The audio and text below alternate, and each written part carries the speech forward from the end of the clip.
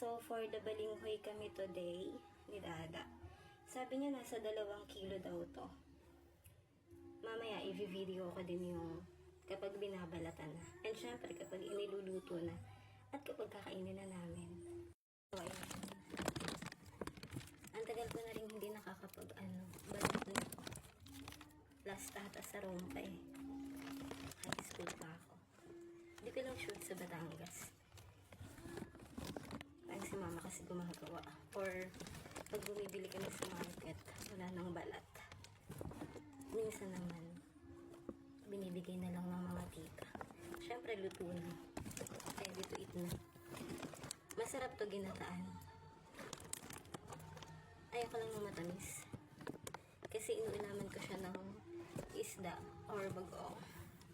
Basta anything na maalat. Pag wala talaga asin. Ayan.